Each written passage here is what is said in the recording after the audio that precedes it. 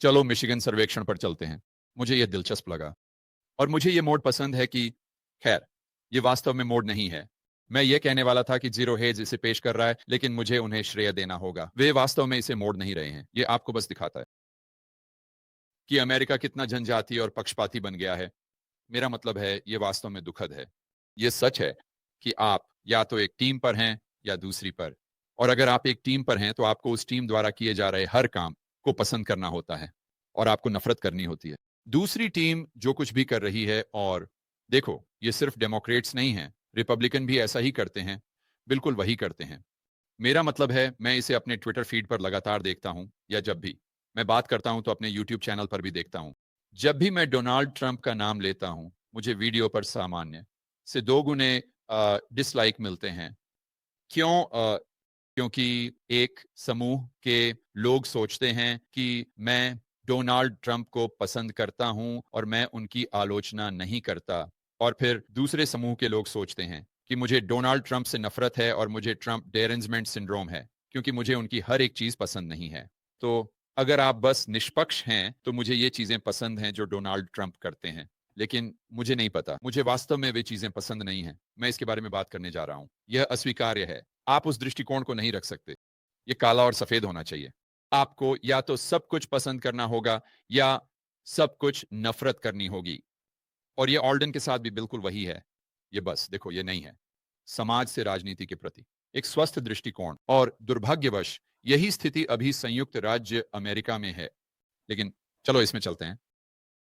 Michigan Michigan विश्वविद्यालय का उपभोक्ता सर्वेक्षण, जो कि काफी निराशाजनक है, इसे हल्के में कहें तो। लेकिन मुझे लगता है कि इसका एक बड़ा हिस्सा जीरो हेज के बिंदु के अनुसार बस जनजातीय और बस राजनीति है। तो यहाँ शीर्षक डेमोक्रेट्स इसे भेजते हैं। मिशिगन विश्वविद्यालय में फरवरी में महंगाई की उम्मीदें तेजी से बढ़ रही हैं। जनवरी में डेमोक्रेट्स द्वारा महंगाई की उम्मीदें नाटकीय रूप से बढ़ने के साथ सभी की नजरें आज सुबह के मिशिगन विश्वविद्यालय के प्रारंभिक डेटा फरवरी पर होंगी।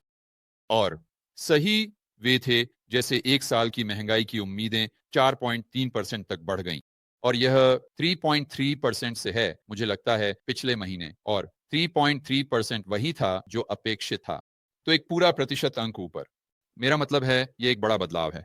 ठीक है, इसके अलावा मध्यावधि चुनाव, मुझे नहीं पता कि मध्यावधि एक साल से कैसे भिन्न है। शायद मध्यावधि चुनाव 3 साल की तरह होता है। महंगाई की उम्मीदें 3.3 तक बढ़ गईं, जो जून 2008 के बाद का सबसे ऊंचा स्तर है। ठीक है, तो अब मैंने सोचा कि लाल रंग रिपब्लिकन का है और नीला डेमोक्रेट का। ये वास्तव में एक अलग चार्ट है जिसमें हम अभी थोड़ी देर में जाने वाले हैं।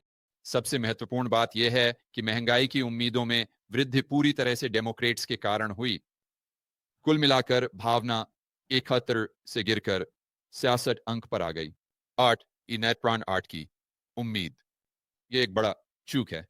आप इसे चार्ट में देख सकते हैं। आखिरकार व्यापक भावना में गिरावट स्पष्ट रूप से पार्टी राजनीति द्वारा प्रेरित लगती है। बेशक डेमोक्रेट्स अब अपनी सबसे कम आत्मविश्वास में हैं। तो सकारात्मक बात यह है कि हाँ, अर्थव्यवस्था बहुत अच्छी चल रही है। तो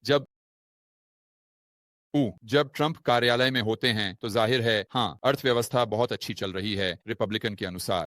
और फिर जब ऑल्डन कार्यालय में होते हैं तो अचानक ओह, अर्थव्यवस्था है। अभी वे कह रहे हैं कि अर्थव्यवस्था बहुत अच्छी चल रही है। मुझे लगता है कि ये एक बहुत अजीब चार्ट है, क्योंकि यहाँ +40 है और वहां भी +40 है। ये करने का एक बहुत ही भ्रमित करने वाला तरीका है। लेकिन यहाँ मुख्य बात यह है कि रिपब्लिकन अब कहते हैं कि अर्थव्यवस्था बस शानदार है, ये बहुत अच्छा चल रहा है। उनकी उम्मीदें हैं कि अर्थव्यवस्था तेजी से बढ़ेगी। और फिर यहाँ मुझे लगता है ये वह जगह है जहां आप डेमोक्रेट से नकारात्मक भावना देख सकते हैं। अब ये अपने सबसे निचले स्तर पर है, क्योंकि ऐसा लगता है कि यह सर्वासियस बीमारी है। और यह बेशक तब की बात है जब ट्रंप कार्यालय में थे, और फिर उनकी उम्मीदें बढ़ जाती हैं, और फिर यहां आप उलटता हुआ देख सकते हैं। तो रिपब्लिकन की अर्थव्यवस्था के लिए उम्मीदें काफी बढ़ जाती हैं, जबकि डेमोक्रेट्स की घट जाती हैं। और मुझे लगता है कि इस निराशावाद का मुख्य घटक महंगाई की उम्मीद है। अब मुझे लगता है कि हम इसके बारे में बात कर सकते हैं, क्योंकि अगर ये टैरिफ लागू होते हैं तो क्या इससे उपभोक्ता कीमतें बहुत बढ़ जाएंगी। खैर, ये इस बात पर निर्भर करता है कि उपभोक्ता कीमतें क्या हैं। जैसे कि वॉलमार्ट, होम डिपो, टारगेट में जो सामान है, हाँ, वो बढ़ने वाला है। लेकिन इसका मतलब ये नहीं है कि कीमतें कुल मिलाकर। तो अगर आप 2018 में वापस जाएं, लोग उस पर देखते हैं और कहते हैं, ओह देखो, ये टैरिफ कुछ नहीं कर पाए, ये सभी चीन द्वारा भुगतान किए गए थे। खैर, शायद, लेकिन शायद नहीं, क्योंकि डॉलर बढ़ रहा था। तो यह मूल रूप से टैरिफ को संतुलित कर देगा, क्योंकि फिर उत्पादकों को अपनी कीमतें कम करने की आवश्यकता नहीं होगी, या वे अपनी कीमतें कम कर सकते हैं। और उनकी मुद्रा के संदर्भ में वे अभी भी वही मात्रा में मुद्रा इकाइयां प्राप्त कर रहे हैं, है ना? क्योंकि चलो मान लेते हैं कि ये एक से एक है, आप $1 चाहते हैं, और फिर मान लीजिए कि डॉलर की कीमत बढ़ जाती है। ठीक है, अब वे डॉलर में अपनी कीमतें कम कर सकते हैं, ताकि उन्हें डॉलर की वही मात्रा या अपनी स्थानीय मुद्रा की वही मात्रा मिल सके जब वे वो ट्रांसफर कर देते हैं, है ना? क्योंकि चलो मान लेते हैं कि उनके उत्पाद की कीमत या उनके उत्पाद की लागत $1 थी। खैर, अगर डॉलर की कीमत बढ़ती है, तो अब वे उस उत्पाद के लिए 75 सेंट चार्ज कर सकते हैं, ताकि 25% टैरिफ की भरपाई हो सके। और अगर डॉलर की कीमत काफी बढ़ जाती है, तो उन्हें वही मात्रा में युआन मुद्रा इकाइयां मिलती हैं, या डॉलर जो उनके उत्पाद की कीमत में है। देखो, तो एफएक्स एक ऐसी चीज है जिसने वास्तव में यह छिपा दिया कि क्या होने वाला था। 2018 के टैरिफ के दौरान उपभोक्ता मूल्य वृद्धि थोड़ी अधिक थी, लेकिन वहां से मुख्य बात यह है, जब तक आप हर चीज पर 100% टैरिफ नहीं लगा रहे हैं, अगर आप ये चयनात्मक टैरिफ लगा रहे हैं, तो वे केवल कुछ चीजों की कीमतें बढ़ाएंगे। लेकिन वहां समस्या यह है कि कुल संतुलन पर यह सीपीआई के बढ़ने का कारण नहीं बन सकता, क्योंकि उस मूल्य बास्केट में और भी चीजें हैं। और अगर आय उसी स्तर पर नहीं बढ़ रही हैं, तो आप उस स्थिति में पहुंच जाते हैं जिसके बारे में हम इस चैनल पर हमेशा बात करते हैं, जहां आप पीटर से चोरी करके पॉल को भुगतान कर रहे हैं। वॉलमार्ट में आपको जो चीजें चाहिए उनकी कीमत बढ़ रही है, तो ये आपके वेतन की अधिक आवश्यकता कर रहा है, और इसलिए आपके पास फिल्मों पर खर्च करने के लिए आपके वेतन का कम हिस्सा बचता है। तो फिल्मों की कीमतें कम हो जाती हैं जब सब कुछ समान हो। वॉलमार्ट की चीजों की कीमतें बढ़ जाती हैं। तो चलो मान लेते हैं कि एक कुल संतुलन है। जब उन चीजों पर टैरिफ लगाया गया, हाँ, उनकी कीमत बढ़ गई। एनएवी डॉलर से प्रभाव को छोड़कर है। यहां बहुत सारे कारक हैं। सही है, चलो कहानी पर वापस चलते हैं। इस महीने सभी 5 इंडेक्स घटक बिगड़ गए, जिसमें टिकाऊ वस्तुओं के लिए खरीदारी की स्थिति में 1200% की गिरावट शामिल है। सर्वेक्षण निदेशक जोआने सू के अनुसार इसका एक हिस्सा इस धारणा के कारण है कि टैरिफ नीतियों के नकारात्मक प्रभावों से बचने के लिए शायद बहुत देर हो चुकी है। तो फिर ये शायद एक और चीज है जो पक्षपाती है। व्यक्तिगत वित्त के लिए अपेक्षाएं पिछले महीने से लगभग 6% गिर गईं, और यह सभी राजनीतिक संबद्धताओं में देखा गया। ठीक है, यह दिलचस्प है, यह वास्तव में दिलचस्प है। तो हालांकि सर्वेक्षण के अन्य नकारात्मक घटकों को केवल डेमोक्रेट्स से जोड़ा जा सकता है, व्यक्तिगत वित्त के मामले में ऐसा लगता है कि यह सभी के लिए नकारात्मक था, चाहे वह रिपब्लिकन हो, स्वतंत्र हो, या डेमोक्रेट। और यहाँ जीरो हेज गोल्डमैन रिपोर्ट के बारे में बात करता है, जहां वे दिखा रहे हैं कि अगर आपको प्रभावी टैरिफ दर में 1% की वृद्धि मिलती है, तो कोर पीसी 0.1 से बढ़ जाता है, तो ये इतना ज्यादा नहीं है। लेकिन ये उस बात की ओर वापस जाता है जो हम पहले कह रहे थे, और ये इस बारे में नहीं है कि क्या ये केवल उपभोक्ता मूल्य स्तर को बढ़ाता है। ये आर्थिक गतिविधि पर क्या प्रभाव डालता है ना?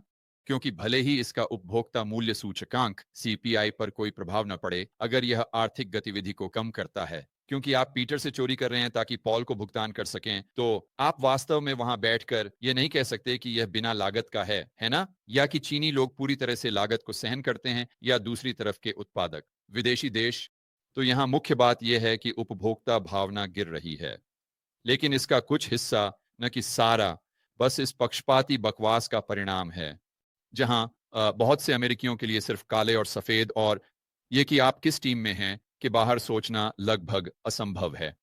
और मुझे लगता है कि इसका बहुत सारा संबंध मुख्यधारा के मीडिया से है, जो उम्मीद है कि यूएसआईडी के निक्स को मिलने के कारण काफी हद तक हिल रहा है, और उनका सारा फंडिंग खत्म हो रहा है। यह देखना दिलचस्प होगा कि ये बड़े मीडिया समूह अब क्या करते हैं। जैसे पॉलिटिको, वे बंद होने वाले हैं। मेरा मतलब है, उन्हें संभवतः बहुत से कर्मचारियों को निकालना शुरू करना पड़ेगा, और फिर वे इसका कैसे सामना करते हैं, है ना? इस 2025 में कौन जानता है कि क्या होने वाला है? मेरा मतलब है, कुछ पागल चीजें हो रही हैं। ये शायद बेहद अस्थिर होने वाला है। मुझे नहीं पता कि यह बेहतर होगा या बदतर, लेकिन कभी भी बोरिंग पल नहीं होगा, मैं आपको इस बात की गारंटी दे सकता हूं। ठीक है दोस्तों, मैं सभी को प्रोत्साहित करना चाहता हूं कि वे मेरे नए चैनल को देखें। मैं लगभग ये बताना भूल गया। तो हमने एक बिल्कुल नया चैनल सेट किया है। ये रेबेल कैपिटलिस्ट इंटरव्यू है। हम सोमवार को पहला इंटरव्यू कर रहे हैं और मैं कोशिश करूंगा कि हर हफ्ते 3 इंटरव्यू करूं जो मैक्रो, पैसे और स्वतंत्रता पर होंगे। ये बहुत समान है जो मैं रेबेल कैपिटलिस्ट शो के साथ किया करता था। ठीक है, रेबेल कैपिटलिस्ट इंटरव्यू, चलो शुरू करते हैं। और अगर आप अभी वहां जाते हैं दोस्तों, तो आप चैनल को सब्सक्राइब कर सकते हैं ताकि इसे ढूंढना आसान हो जाए। और इसे अगले हफ्ते देखिए, शायद बुधवार के आसपास, क्योंकि हमारा पहला इंटरव्यू तैयार होगा। और अगले हफ्ते हम जेफ स्नाइडर, ब्रेंट जॉनसन और पैट्रिक सेरेजना को लाने की कोशिश कर रहे हैं।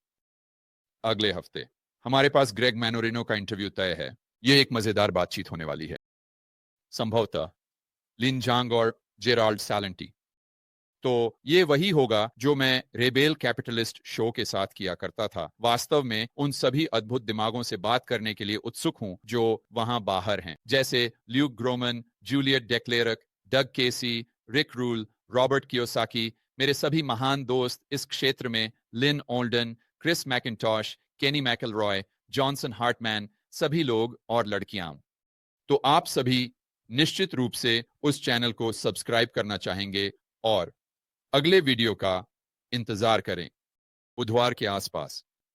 हे दोस्तों, मैं आप में से हर एक को व्यक्तिगत रूप से इस साल के रेबेल कैपिटलिस्ट लाइव में आने के लिए आमंत्रित करना चाहता हूं। यह वह अद्भुत सम्मेलन है जो मैं हर साल आयोजित करता हूं। यह आपको एक बुलेट प्रूफ पोर्टफोलियो बनाने में मदद करता है। यह आपकी व्यक्तिगत स्वतंत्रता और आजादी को बढ़ाने में मदद करता है और यह आपके नेटवर्क के आकार को भी बढ़ाने में मदद करता है। दूसरे शब्दों में, आप बहुत से समान विचारधारा वाले व्यक्तियों, साथी, रेबेल कैपिटलिस्टों से मिलते हैं। ये ऑर्लैंडो में है, 23 मई से 25 मई तक। पिछले वक्ताओं में Robert Kiyosaki, Ron Paul, Peter Schiff, Mike Maloney, Lynn Alden जैसे लोग शामिल रहे हैं, बस कुछ नाम लेने के लिए। तो अपने टिकट जल्दी से जल्दी प्राप्त करने के लिए और यह जानने के लिए कि इस साल के रेबेल कैपिटलिस्ट लाइव में कौन बोल रहा है, आप इसे rebelcapitalistlive.com पर देख सकते हैं। और बस एक छोटी सी अंदरूनी जानकारी, अगर आप अपने टिकट जल्दी खरीदते हैं तो आपको छूट मिल सकती है, क्योंकि जैसे जैसे हम कार्यक्रम के करीब पहुंचते हैं, टिकट की कीमतें बढ़ती जाती हैं। तो इंतजार मत करो, अभी rebelcapitalistlive.com पर जाएं और अपने टिकट ले लें। और मैं आपसे ऑरलैंडो में 35 मई से 25 मई के बीच मिलूंगा।